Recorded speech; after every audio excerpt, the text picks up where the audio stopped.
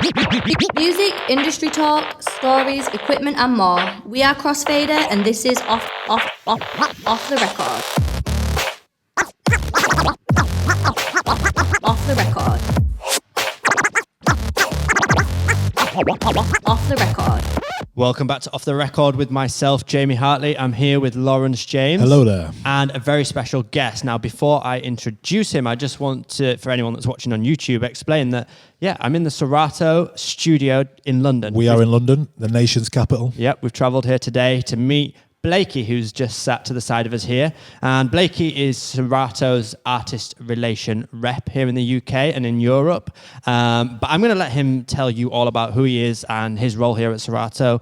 In this podcast, we're going to be diving into, the future of Serato, where, what Blakey thinks for the brand, and also, answering some of your questions as well that you put across on Instagram.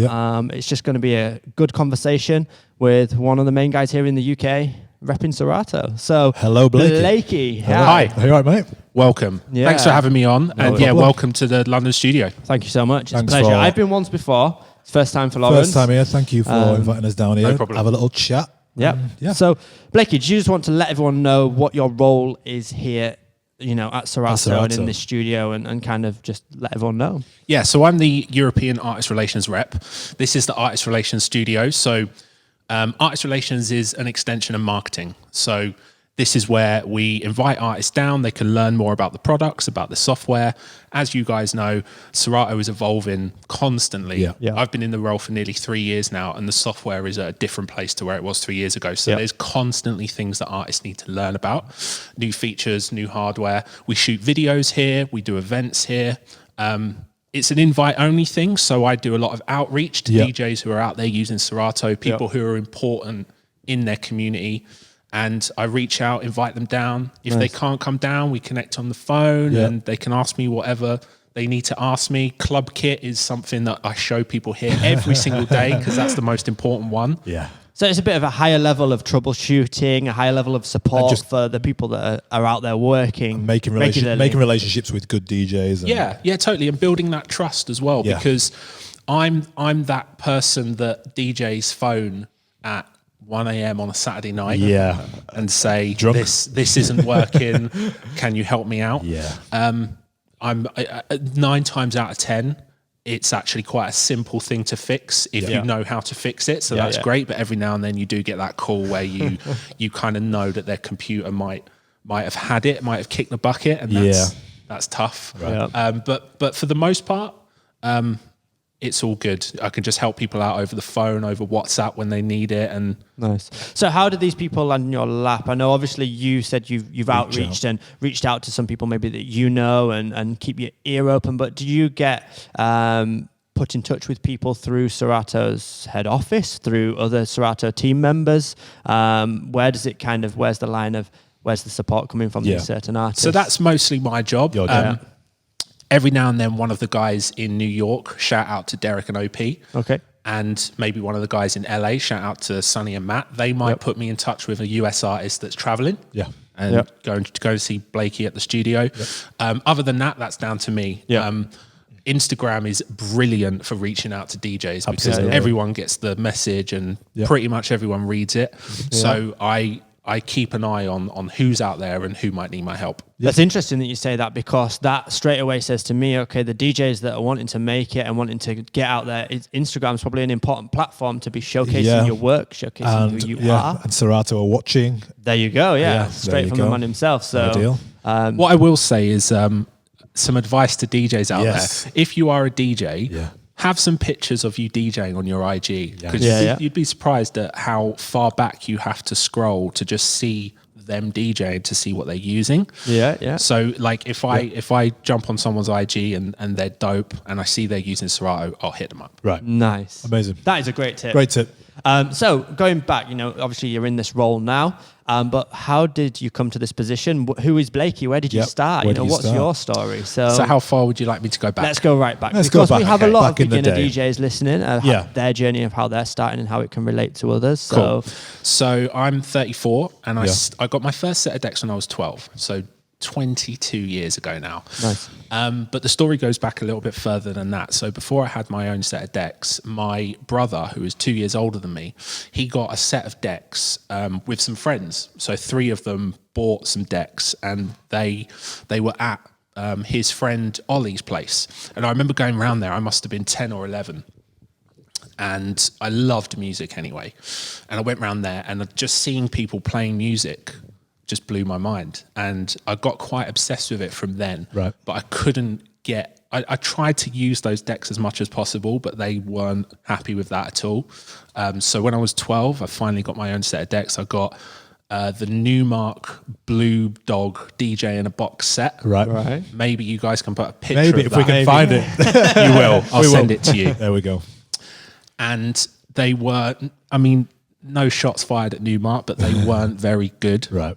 The fader started bleeding quite heavily pretty Right. quickly. Right. However, I was a garage DJ back then. That's Right. how I started. I actually wasn't into hip hop at all when I first started. I was into garage. Where I was from, you were at that age, and at that time, it was like 97. You were either into drum and bass or you were into garage. Yeah. Yeah. I was into garage, and I learned to mix on those turntables, and I learned to mix pretty well on those turntables. You know, they were the kind of decks where if you push the platter, Belt that drive. thing won't stop. Belt drive. It will just keep going. Yeah. And it was actually really good practice for when I actually got good turntables, because Yeah. it made it a lot easier because you were more in control of the platter. Yeah. So I just want to interject there. Do you think that helps if a DJ learns, you know, what people would maybe consider the hard way, or, you know, without aids in the beginning? You know, do you think that can make a better DJ in the long run? Are you grateful for having to learn on this equipment? You're less reliant on the equipment available, I suppose, aren't you? Definitely. It helped me. Yeah. It definitely helped me, because I spent about 2 years mixing garage music on those turntables. Yeah. And then 2 years after that, I think I'm remembering this right, I got rid of both of those decks, and I got one Technics 1200. Yeah. So I had one Technics 1200 and one Gemini mixer at this point. And because I only had one deck, I just learned to scratch for like a year. Yeah. And that's all I did, because that's all I could do. Yeah. And then a year after that, I got another 1200, and then I started learning to like do doubles and things like that. It definitely helped me for sure. Were you watching anyone at the time, or aware of any other DJs that were in that turntablist side of the industry? Were you inspired by any at that point? Yeah, so in fact, going back a little bit more again, when I was about 14 years old, something really lucky happened to me, and that is I went to a shop, and DMC used to own a magazine called Seven. I don't know if you remember it. Okay. So DMC used to own a magazine called Seven, and I saw this magazine, and it came with a free VHS of like a highlight reel of DMC things. Right, okay, yeah. yeah. And I bought it, and I was like, that is what I'm going to do. That is what I'm going to practice. That's what I'm going to spend all my time doing. So I'm very lucky that happened, because that shifted me from playing garage music, and I just went down that route. To turntablism. All I did was learn to scratch and learn to juggle and learn to make routines. Yep. And Amazing.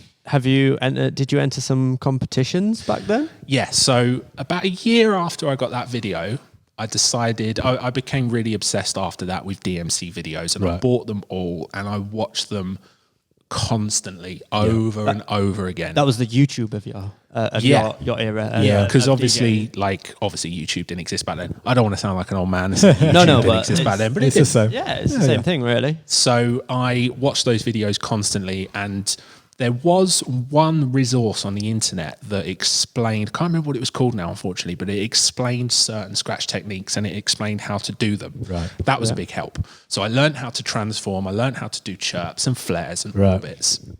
But mostly I just watched these DMC videos. Yeah. So we're talking the 99 UK and World Final, the 98 UK and World Final, and I was watching the Scratch Perverts, I was watching Craze, like pretty much every DJ Everyone on those that's come videos inspired me. Yeah. Even one of the first DJs on in the 1999 World Final, a guy called DJ JK, one of my favorite routines ever. And I just studied every single routine and just tried to apply it to what I was doing.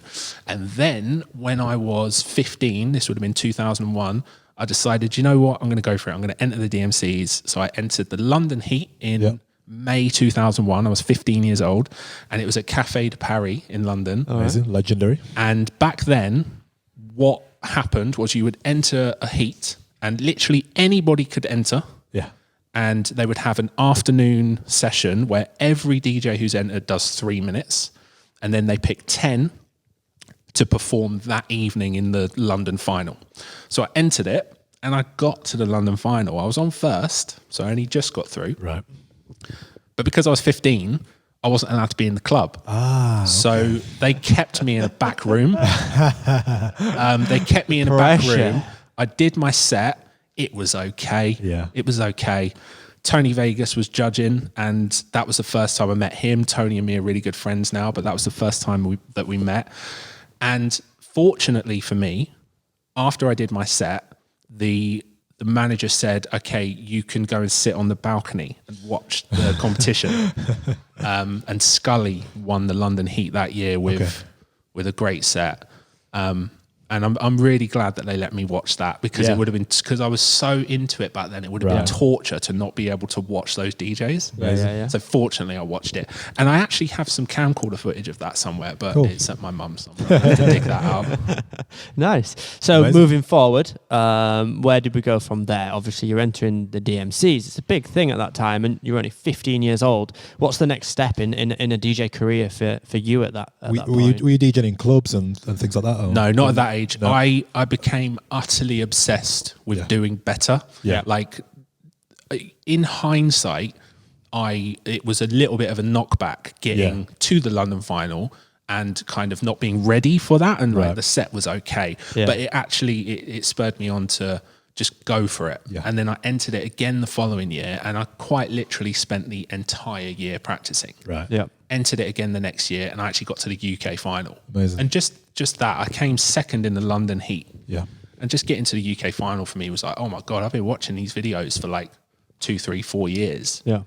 And that was a dream come true, just getting to the UK final. So I was in the UK final. Set was okay. There are parts of that set that I watch back now and I'm really happy with. Amazing. Nice.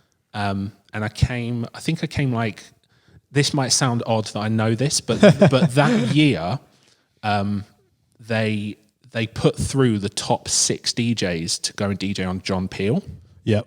So I came 6th that year, and then went and DJ'd on John Peel. John Peel was 6th in the UK on final. radio. Or, on Radio 1. Radio Yeah. 1. So it was Radio a 1. live Made of Ale session, which was, there's a recording of that on YouTube somewhere. But that was if it's on YouTube, that was surreal. We'll try and link it at the end. Yeah, if we'll you're try and watching on find YouTube, that. we'll try and link that We'll try and at find the that. end or in the description. Yeah.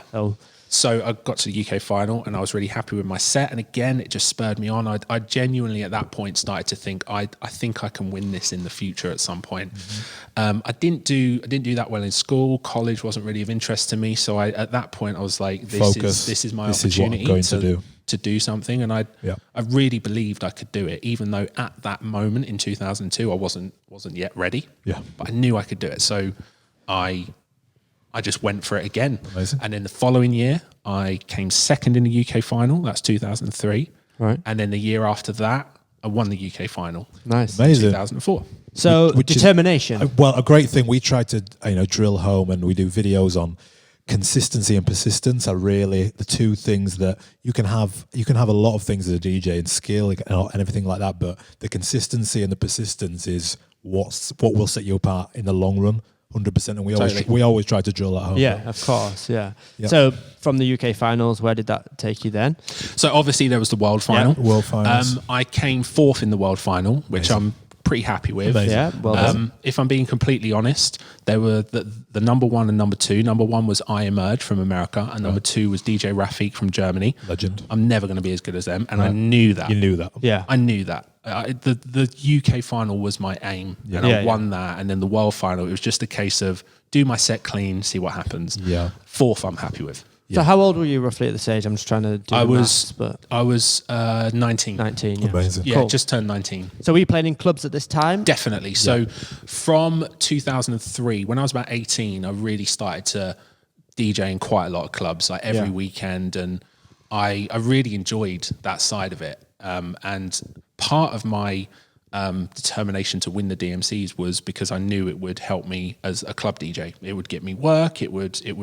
give me. But does it work both ways as well? It help you as a scratch DJ on learning how to read crowds and what's popular and things like that? Definitely, because something I really made a point of trying to do when I entered the DMCs is I didn't want to just be another DJ who played scratch records, scratched with scratch records. I wanted to use songs that people knew. Yes, absolutely. Because and believe it or not, nobody else was doing that at the time. So like in my winning set, I used Justin Timberlake, I used Cameron, I used Busta Rhymes. Yeah.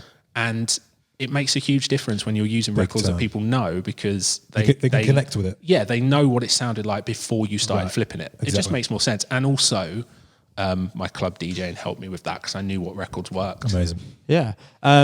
How then did the story progress? Obviously, you're doing a lot of turntablist stuff at the time and you're working in clubs. Did you have a goal at that moment in time as like my next step in this journey? Or was it you were just going with the flow and enjoying yourself? It's interesting you say that, because my entire goal was to win the UK DMCs. And when that happened... You did that early, you know, in the grand scheme of it. Very. So. And after I did that, I kind of didn't have a goal for a while, if I'm being honest. Yeah. It was really was a dream come true to win that. And then I kind of, for quite a while, kind of thought, what's I do now? What's next? Mm-hmm. And to be perfectly honest with you, like I did quite a few things in between winning that and being here with Serato, which we'll probably get into in a minute. We will, for sure. But yeah, for the most part, I kind of didn't have a goal after that, which was tough actually. Yeah, cool. No, I understand that. You know, there's points in life that everyone goes through, whether you're a DJ or not, that you have to reevaluate and think, well, what is my next step in the situation I'm in, and what am I actually working towards? And it's something that we all have to overcome throughout our life in all different aspects. So was there any driving factor that took you to your next step? Was there anything that you did that helped you? I got a radio show on BBC One Extra the same year that I won the DMCs. Cool. So they invited me to do they had a slot called Extra Talent, which was like, it was like 3 till 5 in the morning on a Monday or something like that. It was like the worst slot. Yeah. But they would bring in an up and coming DJ who, you know, maybe could have a future in radio, right? Right. So I did that and it went quite well. And then they offered me a slot. They changed the schedule so that every Monday night through to Friday night, 2 till 6 a.m, they had a different mix show. So like Monday was the hip hop mix show. Right. Tuesday was the drum and bass mix show, garage mix show, R&B, dancehall. Yeah. And they offered me the hip hop mix show every other week. So I did that for a year. They insisted on it being live. So it was 2 till 6, but it was only once every 2 weeks. Yeah. And I did that for a year. And then they offered me my own show called The Definition, which was a 2-hour specialist show. Started off being 10 till 12 and then it moved to 12 till 2. Yep. Did that for 2 years and then that ended in 2007. Yep. And then DJ Hero came along. I know you want to get into that. We're going to get into this because I'm so excited to talk about this. Is this a story time or is this just... Should we go into it? Because we're at this point now. So should we go into it? So let's get into a story time. Story time. Okay, so this is the opportunity, Blakey, to let everyone know about, you know, I'm really excited to hear this story. Well, Jamie told me this when we first met a few weeks ago, and I was like, I need to know more about this. So this is a perfect time to talk about, DJ Hero. Yeah, cool. Go for it. Let everyone know what DJ Hero is in case they don't know, and then, So DJ Hero was a video game. It was by Activision, the same company that made Guitar Hero. And it was a spin-off of Guitar Hero. It came around very randomly, as quite a few things in my career seem to have done, buying that magazine that had the video attached. Like, it came around very randomly. My friend Tony Vegas from the Scratch Perverts knew a guy who was speaking to somebody who needed somebody to do some scratching for an upcoming video game. At that point, it was just an idea. Right. Tony at that time couldn't do it, so he put them in touch with me. Cool. And it turned into a 3-year job, like a 3-year day job, which is kind of crazy. Crazy. Working for like an American corporation. I had like a pension plan. Was you based here? Yeah, it was in London. In London, yeah. So I had like a pension plan. I had like private healthcare. It was really quite bizarre when like my job title was scratch DJ. Right. And that's probably, you were probably one of the only people in the world that had an official corporate job title as a DJ? scratch DJ. Yeah. Crazy. You know, that is It was crazy. crazy. And Activision were pouring so much money into marketing that game. I don't know if you remember the TV advert. I do remember the TV. It was Eminem and Jay-Z. It was. Yeah. Which is Crazy money. unbelievable. Yeah.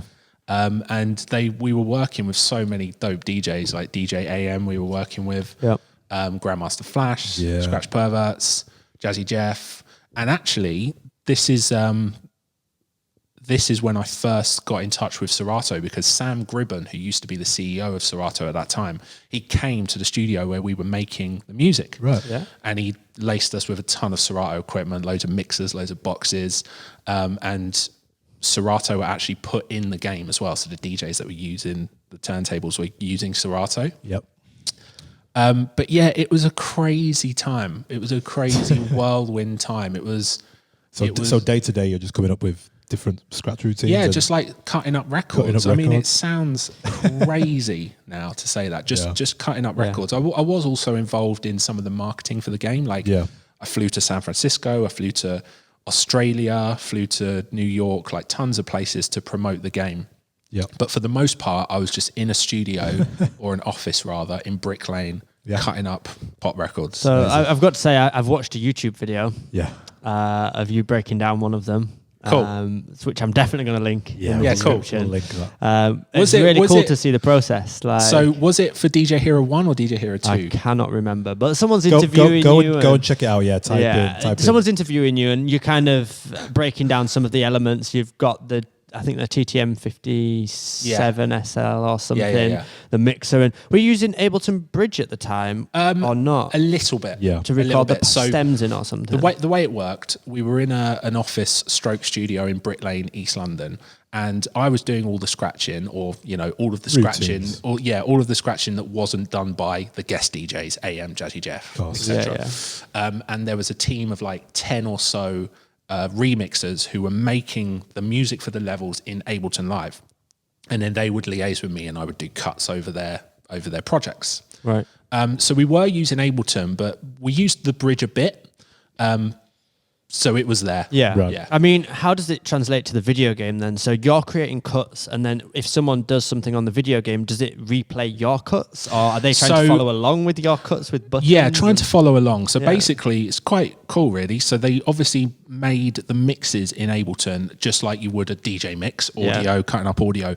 But then all of the inputs in the game, like all of the button presses, all of the crossfader movements, that was just written in a piece of MIDI on the Ableton project. Yeah. So they'd be making the mix as audio, and at the bottom they would have the MIDI. Yes. They'd have like the button presses. There actually aren't that many moves. It's 3 buttons and a crossfader. Yeah. So that was just done in MIDI. So the guys, the remixers that were working at that studio did all of that, and then obviously they liaised with the game designers to make sure that it played well. And yeah. Nice. Super cool. You mentioned it was the first time you met Serato at that point. Was that the first time you'd been on Serato, or were you familiar with the Serato concept and software and DVS and things? Of course, I was already using it. I was actually, it felt to me when I adopted DVS in about 2006, 2007, which seems like a hell of a long time ago, it actually felt to me like I was quite late to the party, because all of my peers, pretty much, especially in hip hop, were already using DVS. So I started using it around 2006, 2007.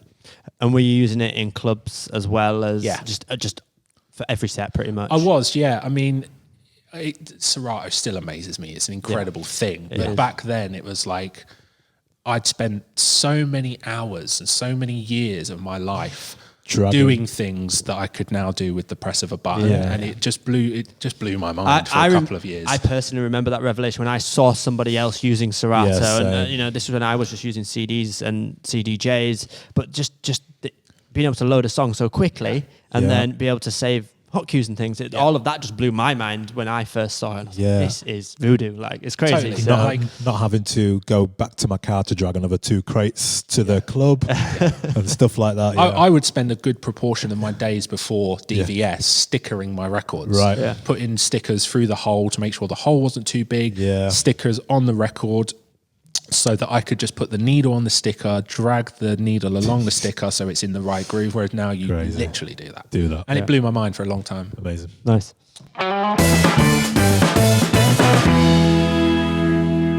Okay, so we've talked about DJ Hero. Moving forward from there, you have just mentioned that was the first time you met Serato, but I'm guessing there's a transition here from finishing working on DJ Hero, and then what was the next part of the story, and where does Serato come into the story? So, I started working for Serato in May 2017, so nearly 3 years ago. Yep. But in the years prior to that, I was DJing for a living. Not at the highest level. I was DJing at a kind of mid-level, and I was doing gigs every Friday, every Saturday without fail. And I was maybe doing 1 or 2 during the week. And I did that for 3 or 4 years leading up to getting the Serato job. Okay. And during that time, I'd been waiting for the opportunity. Yeah, for sure. And then it came, and I knew I have to get this. For sure. This is it. I have to get this job. Did you see it advertised, or did somebody reach out to you, or was it a bit of both? Or? So my colleague Baptiste, who is the business development manager, he lives in Barcelona. He got in touch. There's actually a guy called Nikhil who works for Mixcloud, one of the founders of Mixcloud. I've known Nikhil for many years. Okay. He actually got in touch with me with the job description because it wasn't advertised. It was sort of passed around the industry. Yeah. Do you know someone suitable?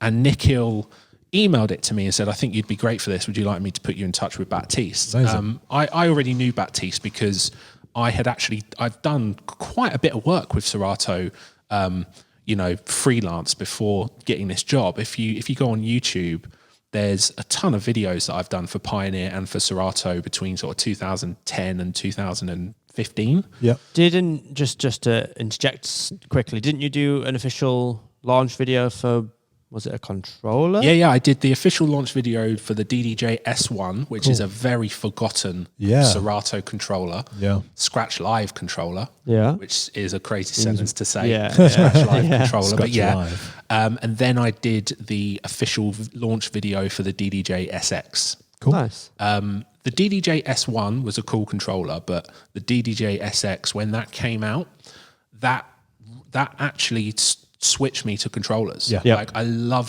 still love that controller, and I started using that controller as my main. Well, that controller basically launched what we now know as the controller market. Yeah, pretty much. The DDJ SX was Serato DJ 1.0. Yeah. That's what Serato DJ launched with, and it's come on a there we hell go. of a long way.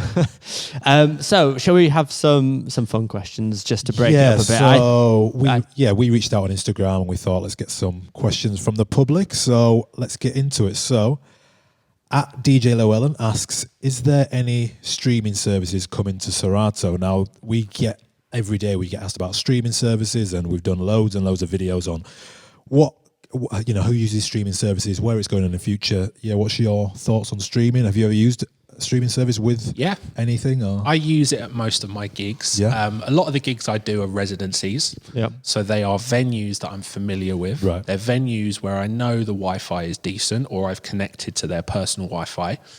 And I use it now. I did 2 gigs on the weekend, 2 quite different gigs. The first gig was at a private members club, which is the kind of place where you could really do with having access to everything. Yep. And the second gig was at a 5-star hotel where it's just old school hip hop on a Sunday. Cool. And I can play music there that I can't play anywhere else, like Little Brother B-sides, right? Now I've got a lot of Little Brother tracks, but I don't have all Little Brother tracks. Right. So being able to just type stuff in is awesome. I love it. Like we all know it's coming, like as a standard. I don't think the infrastructure is there right now.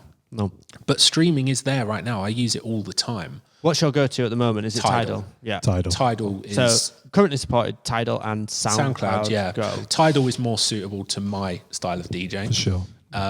But yeah, SoundCloud and Tidal are there. Is there any more coming? I believe there are no plans to right now. Yeah. But the thing is, you've got to remember, it's not always up to Serato how these things work. It's up to the record labels. It's up to the publishers, But I hope to see more. Nice. Cool.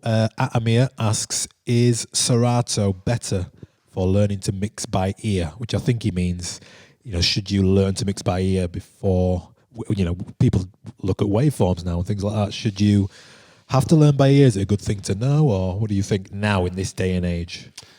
If I'm being completely honest, I think if you take today's technology, if you want to learn to mix by ear, just learn with vinyl. If you're going to be using software and you have tools that you can use and you're learning to mix by ear, I might get a lot of stick for this, but I think that's a waste of time. I agree. I really do. I don't see the point of that.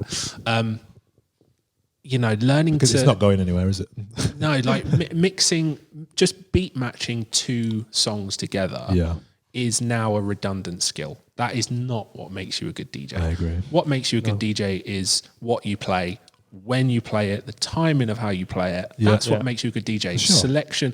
I say this all the time, but I would rather be at a party where a DJ is playing the perfect songs on iTunes than be at a party where the DJ has all the technical ability but the songs are whack. Yeah, I'd rather be at the first party. 100%. I do want to say though, I think things like beat matching and just the basics of mixing, the things that you can only do on turntables, mix two songs together, use your basic EQs and beat matching. I think it's a foundation that people need to understand, even if they don't perfect it. They need to understand it, because at the end of the day, to use technology and to use syncs and to trust in grids, you've got to trust that technology is actually doing what it's meant to do. I think that's a fair comment. And I think there are times when it doesn't analyze a grid right. Yeah, that's true. There's people that are like, why is it analyzed at 70 BPM when I know it's 140 BPM? Yeah. And actually they need to learn that it's a halftime. And there's things like that you can get tricked out by software sometimes as well. Yeah.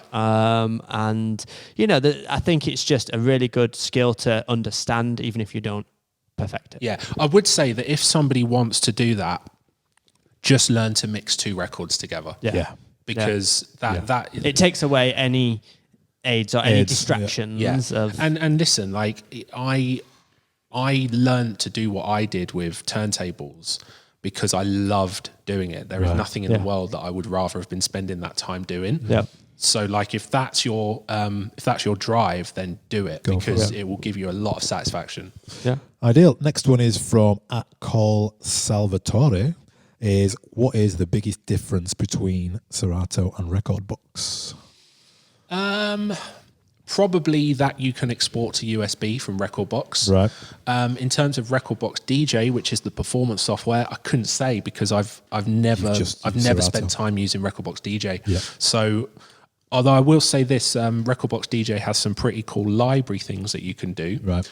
But other than that, I couldn't really answer. To be honest, it's personal preference as well. Whatever you get comfortable with.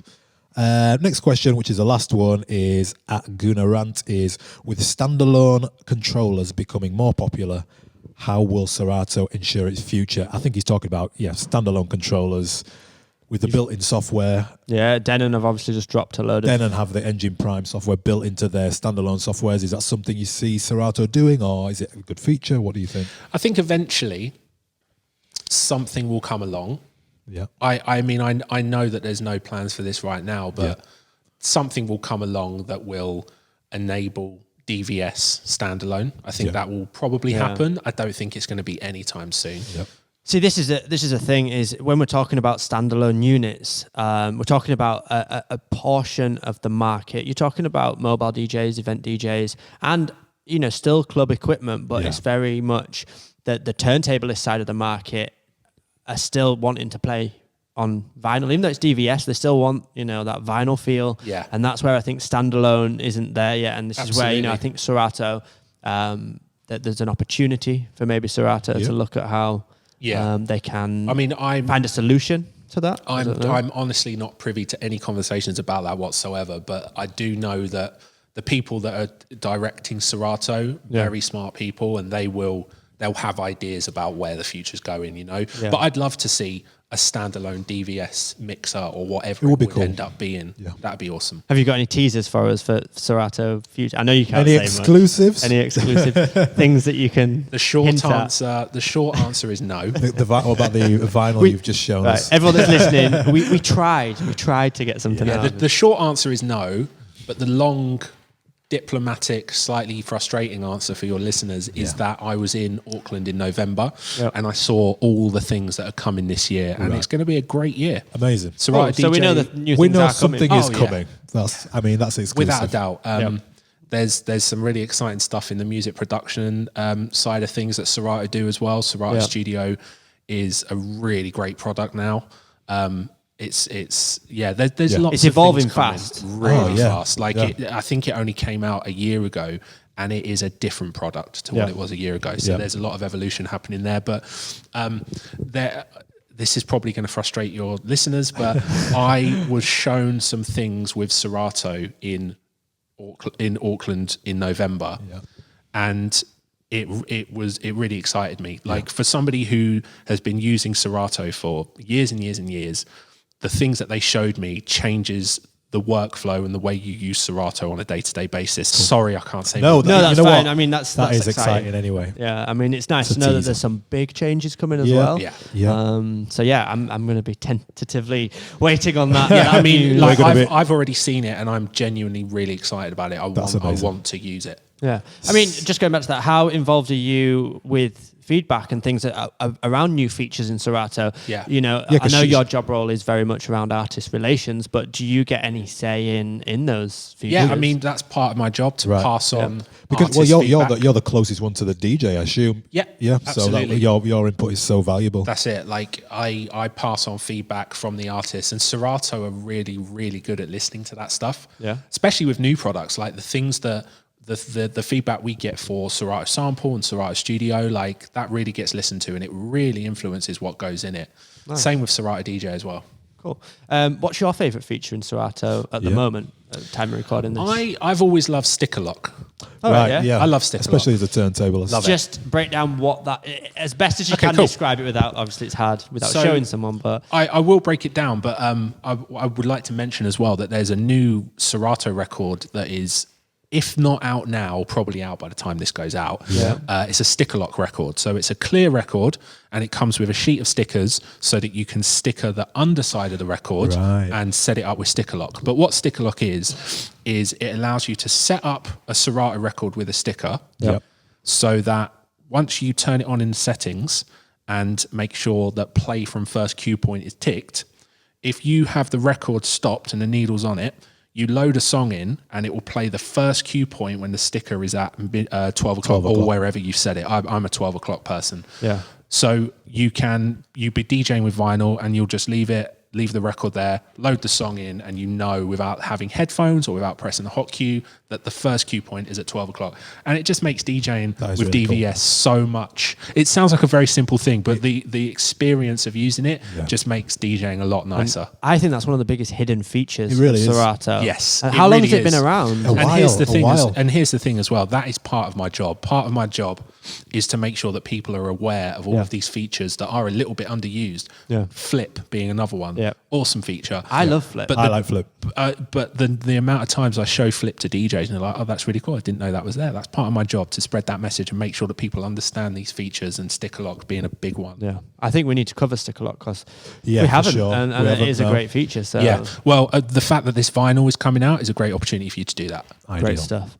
Okay. So what one piece of advice would you give to a DJ that's just starting out? Get out there and do gigs, because the majority of DJs, the vast majority of DJs, the kind of gigs that they will be doing, they will be playing at places where they need to react to who's in front of them, what's happening in front of them, and that only comes from experience. So you just need to get out there and do gigs and work out what works, study people's reaction to what you're playing. 100%. That would be my advice. A bit like from your early days as a DJ when you were doing the battle routines in your bedroom, and then you went out and played out there. Yes. It changes your vision. And totally. The fact that I did a lot of club work before I actually won the DMC, that's no coincidence. For sure. Okay, so let's flip it. What piece of advice would you give to an experienced or advanced DJ, someone that is working in clubs regularly? Is there any advice you could give there? Understand what you're using. So if you are using software, take the time to learn everything about it. And also, I would also say, on that same note, if you're using a computer to DJ with software, there are certain things about computers that you should really understand. You should understand what a driver is and why it's necessary. You should understand what firmware is. Yep. Why an operating system is necessary. Because before I started in this role with Serato, I remember maybe 5 years ago, I had an issue with my computer, and I got in touch with Serato Support, and they asked me, what operating system are you on? Yeah. And I remember thinking, why does that matter? Yeah. And it really does. Yeah. That's interesting. It's probably one of the most common questions we get in email form to our contact page. People emailing to try and troubleshoot why softwares aren't working or why controllers aren't working with software. And it does usually always come down to, you've got to ask those questions. What are you using? I mean, what would you say to someone who's having trouble with a controller or with the Serato software? What is the best course of action to take first and Hit foremost? up our support team. We've got a support team who are mostly based in New Zealand, but we also have people around Europe now and around the world. So all time zones are covered. They work weekends as well. Our support team is something that really sets us apart as a company. Our support team is awesome. I think there is a misconception of companies like Serato where they think an email is just going to get lost in to some kind of faceless company. Yeah, where, and it really doesn't. Like they are dope. Absolutely. And like, I've heard stories where somebody will hit up support will get back to them, but then they won't reply to support, and support will hit them up 5 times. Yeah. Saying, how you getting on? Yeah, exactly. Like honestly, they're dope and they don't get enough credit. So shout out to the support team. Nice. Tune of the week. Tune of the week. So for every podcast, we do a segment just picking Yeah. our favourite tune of the week. And I always do this thing where I quickly whip out my phone and get Spotify open. I'll go first. Have you guys I've got one, yeah. It's from a producer I'm really loving at the minute. He started off making kind of UK bassline. I believe he's signed to somebody big. I think maybe Guetta or something like that. But he's a guy called Distinct, and the tune is called Spice. It's kind of electronic beat. It's stemmed from bass, but it's about 100 BPM. Uses a Spanish sample and like the drop, it's a crazy drop. So Distinct Spice is my tune of the week. You got one? Yeah, so I'm going to break the rules slightly. This Go for it. came out like 6 months That's ago. But fine. the reason I'm picking it is because those songs that you always go back to. You listen to new stuff and you're like, I want to hear that song. Sure. And it came out like 6 months ago, but I absolutely love the track from Kano's last album called Class of Deja. Amazing song. I love that track. And I Amazing. keep finding myself going back to that track. Kano is amazing on it. Getz is amazing on it. Sure. DWE is amazing. I love listen DWE. to- Did you see that IKEA advert that DWE did? Perfect. I've watched it 100 times. Christmas one. I love it. And I love the beat. I just love that track. And it's the kind of song that I just don't get to play out. There's no gig I do where that would be suitable. Nice. Maybe that's got something to do with why I love it so much, but I love that track. I enjoyed the whole album because it came out around summertime and I was traveling a lot between the islands and I was just listening to it on the plane over and over again. Yeah, I love that track. It does something to me. Yep. Okay, mine is Detroit Swindle and Tom Misch. Yeah. Yes, no, Tom maybe. Misch. Two of my favourite producers. Tom Beach, I'm going to say. Tom Misch. Singer-songwriter. Yeah. So, but it's really cool. It's almost like a disco record. It's got that house influence, but it's got the soulfully kind of, I don't know. It just got me feeling good. Any producers out there, there's a great video of Tom Misch making a 10-minute beat. And yeah, just go and have a look at the talent of the guy. He's amazing. Nice. Okay, so we're coming towards the end of the podcast today. Been very insightful. It has been very insightful, and, Yeah. and I've just got to say a huge shout out and a big thank you to yourself, Blakey. Thanks for coming, man. having us here. Serato. It's always nice to link up face to face. Obviously, Yeah. there's a lot of emails go on in the industry, and it's all quite close knit. Yeah. In where we are with Crossfader and different manufacturers and hardware, software manufacturers, but it's always nice to see people face to face. I know you've just been out at NAMM recently, so I'm guessing you've seen a lot of the industry in the last few weeks. Yeah, I love that new Pioneer 6 channel. I spent a good half an hour with that thing, and it's beautiful. The filters, like the filters are different to any filter on any Pioneer. It's beautiful, and I want one here. yeah. So I was the same. I was really. When I unboxed it, when they sent us one, I was like, "Oh, this is big. like a headache. It's big. It looks really complex, but actually, once you get started on it, I fell in love with it very. One very thing quickly. I will say is I would love to see a 4-channel version. Yeah. So Sure. And I I'd love think that. it's got to be done. 4-channel, 2-channel. And It's got to be. I'd love that to become the next 900 Nexus 2. Yeah. I'd love to see that in clubs. If I turned up to a club and they had that mixer, I'd be buzzing. Yeah.